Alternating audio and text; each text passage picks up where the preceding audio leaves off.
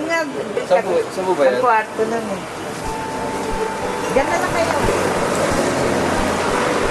Una ko nakita yung art sa nanay ko. Nakita ko siya, gumagawa siya ng mga sketches. Tapos, nung grade school ako, tinry ko siya. Nag-drawing ako, tapos nung nagkaroon ng art competition, drawing competition sa school namin, sumali ako. Kaya lang, third place lang yung nakuha ko. Pagkatapos noon, ayun, mula nun, nag-drawing na ako. Ang kalimitan din ng drawing ako, yung mga likod ng libro, likod ng notebook, o di kaya yung mga kalendaryong luma. Ayun, doon ako nag-drawing.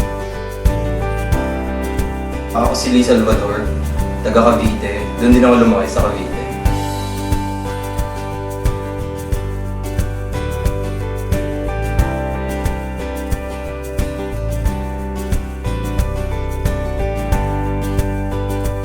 Nung nag-college naman ako, gusto ko sana kumuha ng fine arts, kaya lang sabi ng nanay ko wala daw pera doon. Nanay ko kasi fine arts din, so hindi niya masyado na-practice yung tinapos niya. So, nag-aaral ako, ang tinapos ko management. Pagkatapos noon, nagtrabaho ako sa office, sa corporate. Kaya lang hindi ako ganun tumagal. Kasi mas hinahanap ko talaga yun.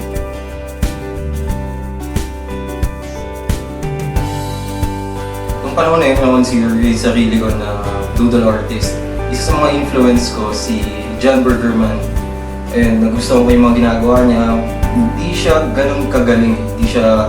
Hindi niya kaya gumawa ng mga tao. Kaya ang ginagawa niya puro mga monster. Tapos nagustuhan ko yun, na-appreciate ng mga tao. So doon ako nag-start. Ang ginagamit ko lang talaga noon na medium, pentel pen lang kasi gusto ko black and white, which is yun yung konsepto ng doodle. Tapos gusto ko mag-explore, so nag-try ako na mag-paint. So nagpe-paint ako, tapos ayun.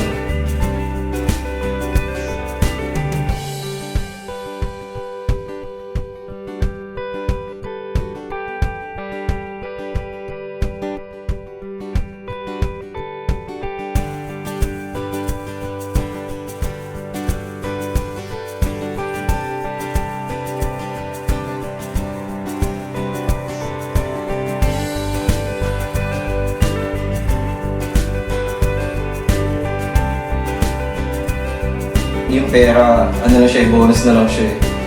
As long as na-appreciate ka ng tao, na naiintindihan nila kung bakit yung ginagawa mo, parang enough na siya. Masarap sa pakiramdam na napapasaya mo yung ibang tao na nakakita